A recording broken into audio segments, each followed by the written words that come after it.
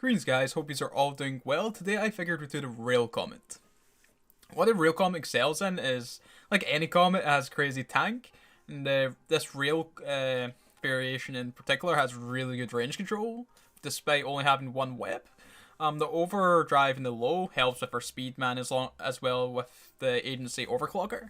You could make an argument to use Pyrolantia as opposed to the overclocker, but I prefer the overclocker just for the extra little bit of speed, and it's super cheap. Just to give you a little bit of the benefit. Because basically what the main weakness of the real Comet is stuff getting RNG guns. So speed is pretty much life for us. The main things are probably going to give you a hard time are Hookbills. Especially the TD one, if that ends up getting a close orbit, and they're orbiting close, you're in a very bad way. Generally, that's the only thing I can think of that's going to give you a hard time in the faction frigate lineup. Maybe a crucifier with a TD of some sort, maybe up a range disrupt you, force you to get closer. I don't think they would tracking disrupt you because you shouldn't have the speed to orbit you. I could be wrong. But yeah, those are the two things that kind of give you a hard time. Maybe like a dual web autocannon firetail too. They're very uncommon. But you mostly find once you're fighting firetails, it's going to be already dual web. And the real Comet's that straight up counter to that. So the only real frigate I'd be scared of in the faction lineup is the Hookbill. And say something like a Dramiel, you know, something that can potentially get under a few guns. A lot of pirate frigates will be a bit scary. Succubuses you can go for, but that can be spooky, man. But yeah, other than this, like the range control, it does have really nice tank. 7.2k EHP, most of which being hull tanked, with the addition of the small anti is insane, man. Like basically makes the Comet borderline OP. The crazy tank you have on top of the free drones is very gnarly, so you can tank a lot of stuff, and it basically means that you can be good. We're going against 1v2s or that, just because you have all that hull HP to work through. 1.8k in hull, the frigate? Like, it's insane. But yeah, just like, I use that because I always just amplify this tank, right? They might slowly like pierce through a small ANSI, but we just have like all that hull to chip into. So you get like a lot of use of your small ANSI. But yeah, I got a lot of fights for you guys. So yeah, let's get on to those. Okay, for our first couple of fights, we have two Hookbills. Unfortunately, I didn't get any TD Hookbills to show, but I'd still probably run the same strategy. So since I'm already established in the Plex, I pull range. Trying to get my web and AB heated at the start. You will see that this Hookbill ends up slowly gaining on us, but just cause we got the web and we're already in the Plex, already moving away, it takes him a while to do so, and in that time we do enough DPS as to where we win it. You'll see that he's slowly getting into range now. If we warped into this Hookbill, it would be a bit of a different situation, but since we're already established and he warped into us, it's a bit unfortunate for it because he can get into like a low orbit by the time we end up killing it. This second Hookbill, I do the same strat. This is the dual rep Hookbill. If you warped into one of these Hookbills, this would be a far different scenario. You can do it, it'll be dicey, but if you want to play it safe, this is the way to do so. You'll see that we are keeping it at 7.5k. He seems to pull range or something, or maybe just doesn't move. But yeah, you'll see he does eventually like come into range. But since we get a web on him, we're so fast, it takes him a good while to even somewhat get ready for guns. These dual rep Hookbills do have a really nice tank. You'll see that he's getting into range now, about 2k. What I end up eventually doing is double clicking away from the direction he's orbiting. And then that helps a bit for tracking. Because you see that we started what's it called? Loose tracking. So I just double click away from the way he is orbiting. And now we pull a bit more range. I think he also looks to escape at this point. But yeah. Yeah, we eventually take it. So yeah, just be careful of warping into Hookbills. And if you want to play it safe, you establish yourself in the Plex. Okay, for the next couple of fights, we have destroyers. So I go into this catalyst. I'm expecting blasters. I'm hoping he starts with void or anti. Like actually, the guns I see blasters. I'm alright, sweet. So we're going to keep this dude about 7k. Get out of his range, and yeah, see what we can do. Hoping that he doesn't start off with null. He starts off with null. I start panicking. I super panic here. I try and double click away from him. I didn't see the web at this point, so I should have just warped off. But I was hoping just double click, pull range from him, get it to like 12k or something. whilst doing damage and then get out of his null range. I don't get out fast enough, and we go down. So null is very scary on these blaster destroyers. Just be aware that they can hit out very far. Well, out to 11k. And for frigates, that's bad news. Next fight we have is a Cormorant, which employs the same strategy, but thankfully starts off with I believe Anti or Void. In which case we can basically keep our range a bit, apply some damage before they switch to null. If they started with null straight off the bat, it would have been very bad for us. But yeah, since they were forced to do that 5-second reload, we get off enough DPS as to where we can potentially pull out the win. Yeah, this Cormor is quite tanky actually. Has a little bit of shield tank. But once we get through that, it might not, most Cormors don't really run in DCU, it's usually dual max stab. So I'm thinking once we get through that, it should go down very quickly. So my hoping, because once he switches to null, you can see how well it forces us to tank. I could potentially pull out my keep at range further if needed. But I was thinking, alright, nah, this is good. I do end up taking out to 10k just to maybe secure it. But yeah, we end up taking it. If they started off with null at the start, we'd have more surely went down. So just be aware of like blaster destroyers can reach out quite far. Well, anywhere in scram range basically. So just be mindful of that, especially if you're in something a bit lighter tank, say like a Firetail. They will chew through you, man. So this is a Synesis. Synesises are very hard to formulate a plan against, especially going into because it can be fit in so many ways. I believe this guy was Artie. Yeah, Artie. I took me a while to basically find the guns in this guy and like notice what they were.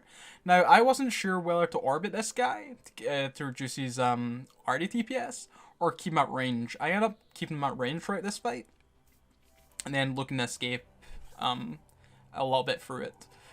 I don't know if like, so I was worried that orbiting would hurt my own DPS. I'm not sure if I'd be able to track this destroyer very well if I'd done so. Just to mitigate some of his Artie DPS, where most of his DPS has probably come through his drones. It's my thinking, but orbiting might have been the right call against this Synesis. You'll see it's a very, very, very close fight, but we pull through, boys. Yeah. But yeah, Thrashers, autocannon Thrashers you can handle very easily. If they run Barrage, it might be a bit of a threat to you. But if they stick with faction ammo, it should be fine. The Artie Thrasher is going to be a very hard problem for the real Cormorant. If you see it's Artie, just warp out or try and escape. Most Artie Thrashers have dual web anyway. So if you see that and take like a huge alpha hit to start, I would just, yeah, probably just best to warp out. But you'll notice that this Thrasher doesn't do too much DPS to us just cause we keep at range 7.5k. He's using faction ammo.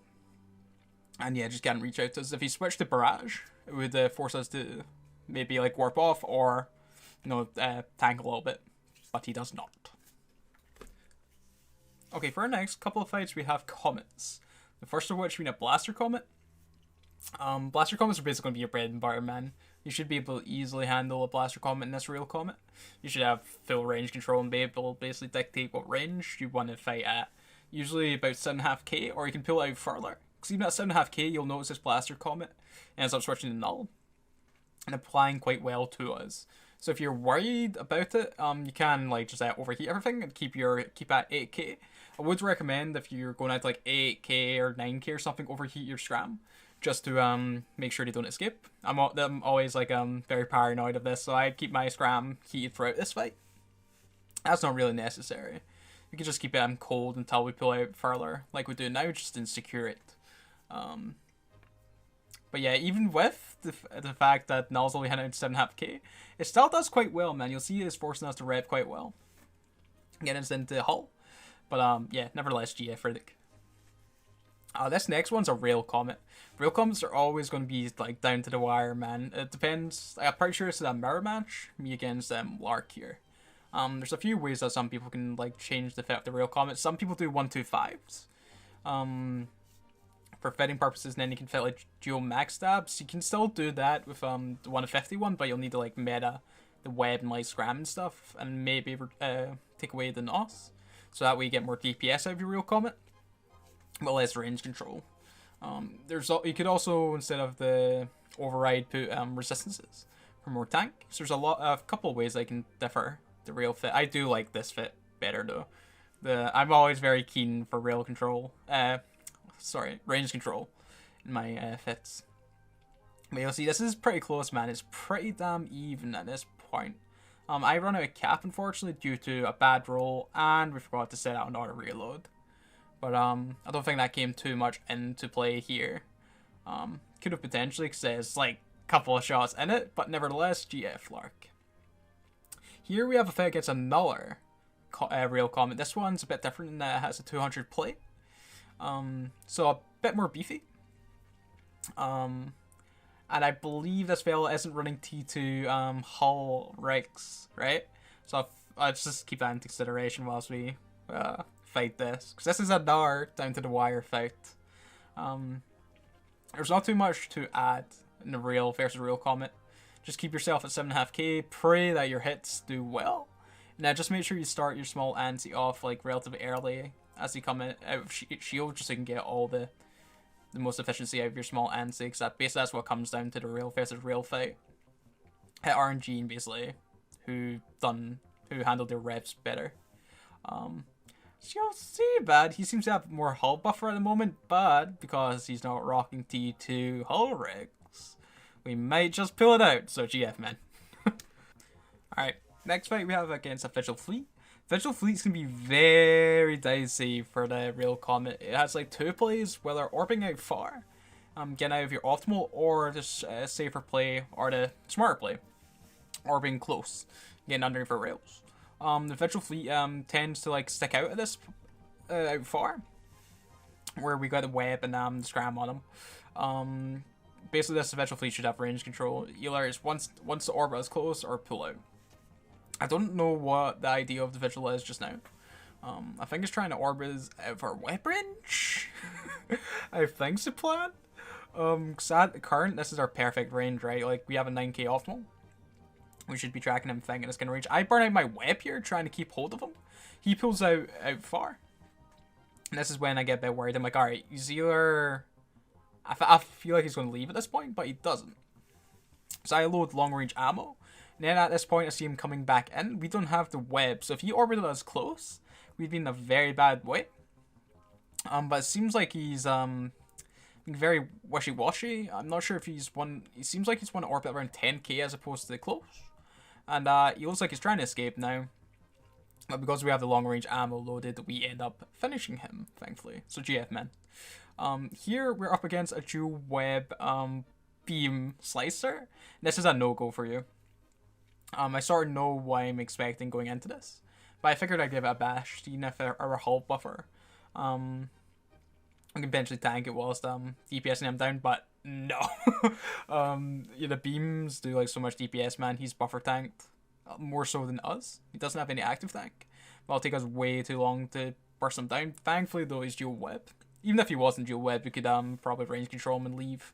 But I'm at no danger here, unless I make the mistake of leaving too late. But yeah, I noticed that things are going kind of south, so I'm like, alright, sweet. Let's warp out here. So here we have the TD-RD Firetail, which is an interesting little fight actually. I've not seen a TD-RD Firetail before. It can definitely work, but just because of the single web and our speed, we can keep up with him. Not like 100% though. We can gain range, but it's very slow. So I end up checking my range. See, now it's about like 5k optimal. Like so. Now it's like, alright, so we also keep him at 5k. We still have like a fall off out to like 10k, so we're still hitting them. Just because of our crazy tank, the fall off, we're in a good spot, right? But that's an interesting fit, man. If we weren't as fast as what we were, and he was keeping us about like 8k, or like even far lower, like 9k, we'd have lost this. But nevertheless, it's still very, very close. So very well played, Snail. This is a good little fight. Yeah. We have another fight against Snail here. This is a TD Firetail, but this time is auto. So I believe his play is he wants to probably get underneath our guns. I'm going to keep it at 7.5k. I'll bring it back to 5k. I don't know why I do this. Maybe I was expecting RD again, or he's optimal range dropping us.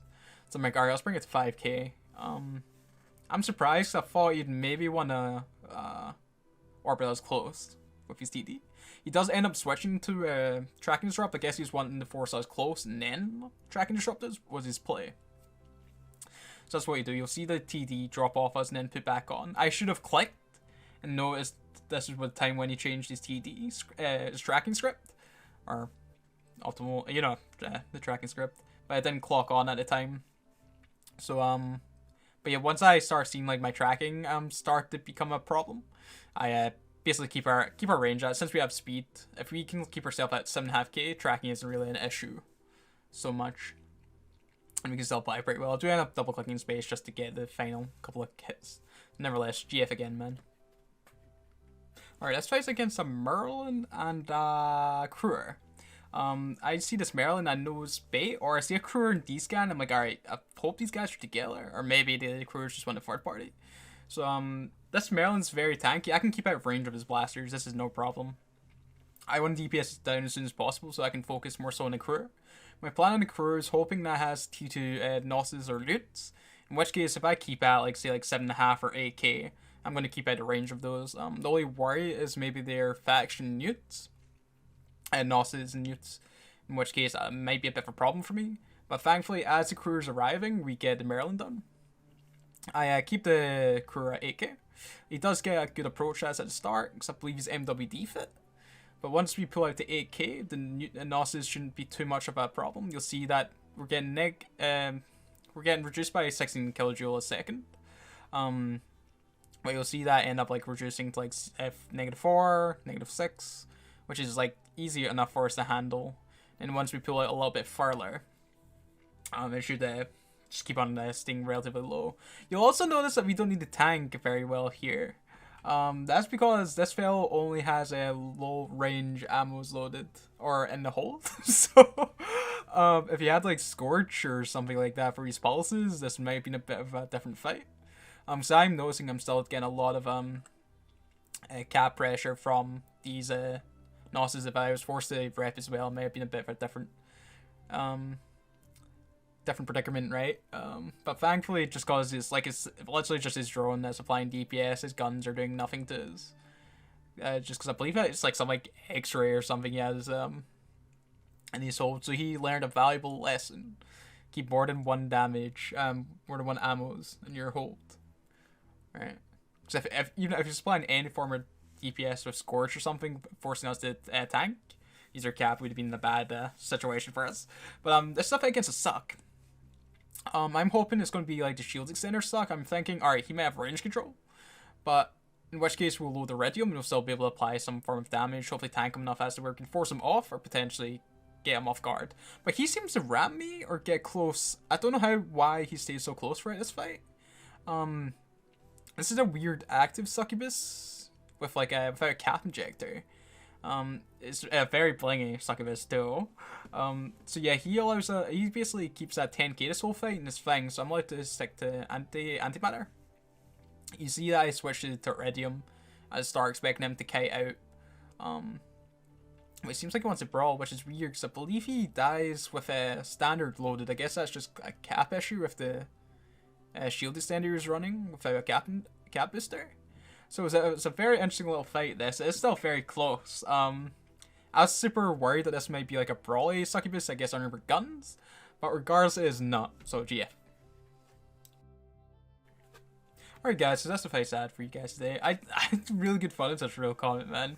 I cannot understand what people mean by the Comet. It's kinda OP.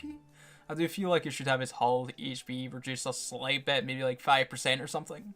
Bring it in line with some other faction frigates, Mangsters. You're not really going to get an active tank with 7k EHP in most of the other faction frigates, which is pretty gnarly with the DPS, the speed, and all the utility the Comet has. So you're getting a lot of bang for your buck flying like a Comet, man. Like especially this real Comet. I feel like I prefer this real Comet to the Blaster Comet. The only way I'd probably fly Blaster Comets with dual webs. I feel like the single like a AB web scram Blaster Comet is pretty weak. But yeah, guys, I do hope you guys enjoyed, man. Like, enjoy the rest of your day, evening, regional equivalent. And I do hope to catch you guys in the next one.